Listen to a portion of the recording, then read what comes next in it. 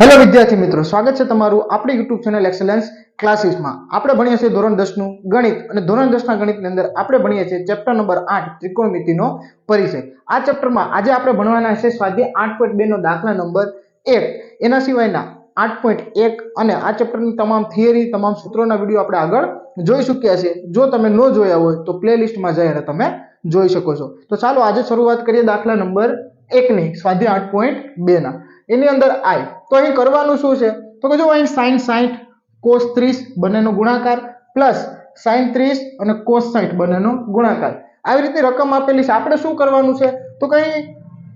આપણે સૂચના શું આપેલી છે તો કે કિંમત શોધો। આપણે શું મેળવવાનું છે તો કે આની આપણે કિંમત મેળવવાની છે। તો આની કિંમત મેળવવાની છે તો આના આપણે મૂલ્યો ખ્યાલ છે। આપણે એક કોષ્ટક ભણી ગયા કે જેની અંદર આ જે કિંમતો અહીં આપેલી છે એના મૂલ્યો લખેલા હતા, જે આપણે આગળ ભણી ચૂક્યા છે। જો તમે તે ન ભણ્યા હોય તો આ વિડિયો જોતા પહેલા અચૂક એ વિડિયો જોજો, એટલે તમને ખ્યાલ આવે કે આની કિંમતો આપણે ક્યાંથી લાવ્યા। તો હવે શરૂઆત કરીએ તો કે sin 60, ચાલો તો કિંમતો મૂકતા જાય। તો જો કોષ્ટક ભણ્યા હોય તો આપણે ખ્યાલ હોય કે sin 60, તો જો sin 0 ની કિંમત 0 થી ચાલુ થાય છે, પછી sin 30 ની 1/2, પછી sin 45 ની 1/√2 અને sin 60 ની કિંમત તો કે √3/2। ગુણાકાર છે તો ગુણાકાર અહીં આ બંને કૌંસમાં રાખશું કેમ કે પછી પ્લસ છે। હવે cos 30, તો cos 30 ની કિંમત કેટલી છે તો કે cos 30 ની કિંમત પણ આપણે ખ્યાલ છે કે √3/2। √3/2 કેમ તો કે જો sin 60 ની જે કિંમત આપણે ઊભી લખી હતી એવી જ રીતે cos ની એની નીચે કિંમત હતો તે આપણે કેવી લખી હતી ઉલટી। તો જે sin 60 ની હતી એ જ કિંમત કોની હતી cos 30 ની। હવે આગળ તો કે પ્લસ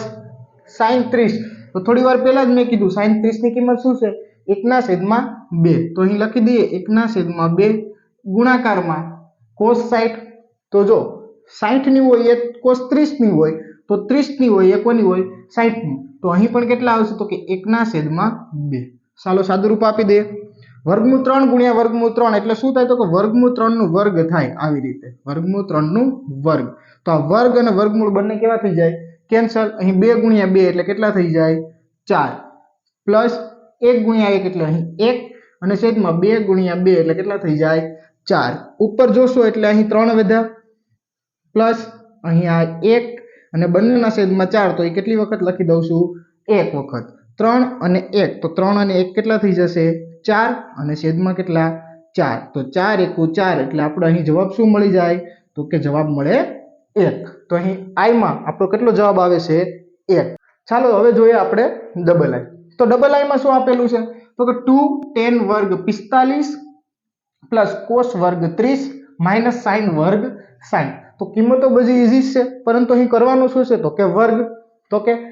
2 એમના એમ, અહીં tan 45 ની કિંમત લખવાની છે, વર્ગ આપણે પછી કરીએ। તો tan 45 ની કિંમત યાદ કરો તો કેટલી છે તો કે 1 cot 45 અને tan 45 બંનેની કિંમત કેટલી 1 અને એનો વર્ગ વત્તા cos 30, તો cos 30 ની કિંમત આપણે અહીં લીધી હતી, cos 30 ની કેટલી √3/2, પણ એનો વર્ગ કરવાનો છે એટલે √3/2 અને આખાનો શું કરી દઈએ વર્ગ કરી દઈએ, માઈનસ sin વર્ગ 60, તો sin વર્ગ 60, તો 60 ની કિંમત આપણે અહીં લીધી કેટલી √3/2, તો અહીં √3/2 અને આખાનો શું આવી જાય વર્ગ। હવે એક વખત જો તો કે પ્લસ માઈનસ √3/2 નો વર્ગ, √3/2 નો વર્ગ એટલે આ આખું બંને પદ કેવા થઈ જશે કેન્સલ થઈ જાય। તો ખાલી આગળનું એક જ પદ વધે। તો તમે સાદું રૂપ આપવું હોય તો આપી શકો કે આ 2 1 નો વર્ગ 1 વત્તા અહીં √3 અને વર્ગ બંને કેન્સલ થાય એટલે 3/2 નો વર્ગ એટલે 4 માઈનસ વર્ગ અને વર્ગમૂળ કેન્સલ એટલે 3/2 નો વર્ગ 4, 3/4 પ્લસ 3/4 માઈનસ બંને કેવા કેન્સલ અને 2 ગુણ્યા 1 એટલે કેટલા આવી જશે 2। તો અહીં ડબલ આઈ ની અંદર શું જવાબ આવી જાય તો કે 2। તો આઈ ની અંદર આપણે કેટલો જવાબ મળે 1 અને ડબલ આઈ ની અંદર આપણે જવાબ મળે છે 2। ચાલો તો હવે આપણે જોઈએ ટ્રિપલ આઈ એટલે કે ત્રીજા નંબરનું। અહીં શું કીધું છે cos 45 ના છેદમાં sec 30 વત્તા cosec 30। તો ચાલો કિંમત મૂકી દે। cos 45 ની કિંમત થશે 1/2 આખાના છેદમાં sec sec 30 તો sec 30 ની કિંમત થશે 2 ના છેદમાં વર્ગમૂળ 3 અને પ્લસ cosec 30 તો cosec 30 એટલે sin 30 નો વ્યસ્ત એટલે અહીં થશે 1 ના છેદમાં 2 નો વ્યસ્ત એટલે 2 ના છેદમાં 1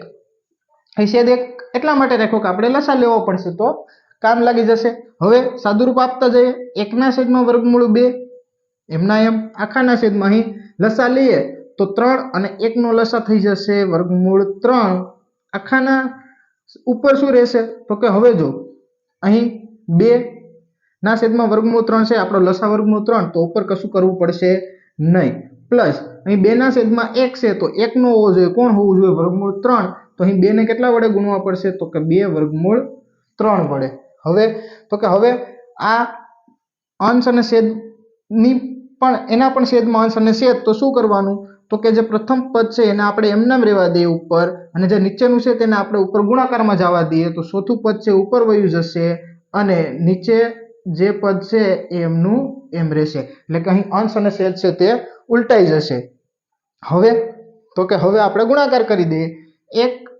ગુણ્યા અહીં વર્ગમૂળ 3 તો જવાબ આવે વર્ગમૂળ 3 છેદમાં વર્ગમૂળ 2 ગુણ્યા 2 એટલે 2 વર્ગમૂળ 2 અને પ્લસ વર્ગમૂળ 2 ગુણ્યા વર્ગમૂળ 3 2 એમના એમ અને વર્ગમૂળ 6 કેમ કે વર્ગમૂળનો વર્ગમૂળ સાથે જ ગુણાકાર થાય આગળ તો કે હવે અહીં જો બંનેમાં 2 કોમન દેખાય છે તો આપણે 2 કોમન કાઢી શકીએ તો 2 કોમન કાઢી લઈએ તો અહીં વર્ગમૂળ 3 છેદમાં 2 કોમન કાઢી લઈએ તો અંદર કેટલું વધશે તો કે વર્ગમૂળ 2 વત્તા વર્ગમૂળ 6 તો વર્ગમૂળ 2 વત્તા વર્ગમૂળ 6 હવે તો કે અહીં છેદમાં વર્ગમૂળ વાળી સંખ્યા આવી છે જે આપણે યોગ્ય નથી તો અહીં શું કરવું પડશે તો કે અહીં આપણે છેદનું સમીકરણ કરવું પડશે જે સંખ્યા છે એ સંખ્યા વડે આપણે શું કરી દઈએ તો કે એ સંખ્યા વડે આપણે અંશ અને છેદનો ભાગાકાર પરંતુ જે પ્લસ છે એને કેવી લઈ લેશું માઇનસ આને શું કહેવાય તો કે છેદનું સમીકરણ આપણે 9મા ધોરણની અંદર પહેલા ચેપ્ટરની અંદર આ વસ્તુ શીખ્યા હતા હવે ગુણાકાર કરી દઈએ તો વર્ગમૂળ 3 ગુણ્યા વર્ગમૂળ 2 એટલે વર્ગમૂળ 6 વચ્ચે માઇનસ એટલે માઇનસ વર્ગમૂળ 3 ગુણ્યા વર્ગમૂળ 6 એટલે 6 તેરી 18 એટલે વર્ગમૂળ 18 આખાના છેદમાં આ 2 છે એની સાથે આ એટલી છે તો હવે તમે અહીં જો આ આખો નીચેનો ભાગ ગુણાકારમાં છે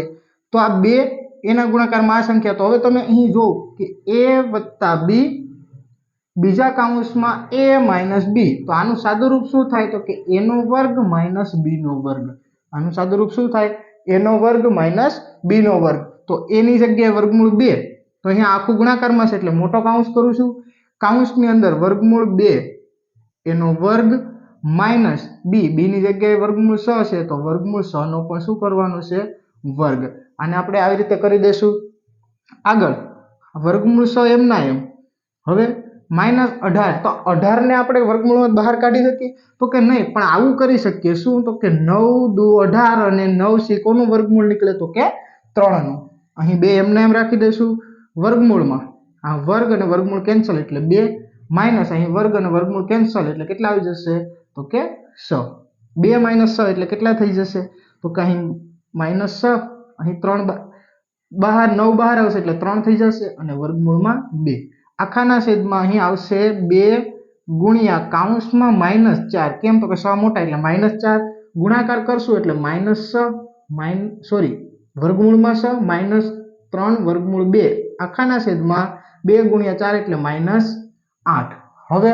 તો કે છેદમાં માઈનસ છે તો માઈનસને દૂર કરવા આપણે બધાને માઈનસ વડે ગુણીએ તો આ માઈનસ થી પ્લસ થઈ જાય તો પ્લસ થઈ જાય એટલે એને હું આગળ લઈ લઉં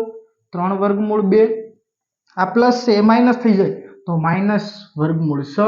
અને આખાના છેદમાં 8 માઈનસ હતા એને પ્લસ કરી દીધા એટલે હવે કેટલા થઈ જાય +8 તો છેદમાંથી વર્ગમૂળ વાળી સંખ્યા દૂર થઈ ગઈ એટલે આ થઈ ગયો આપણો જવાબ તો અહીં દાખલા નંબર 1 માં ટ્રિપલ આઈ માં આવી રીતે આપણે જવાબ લાવી શકીએ છીએ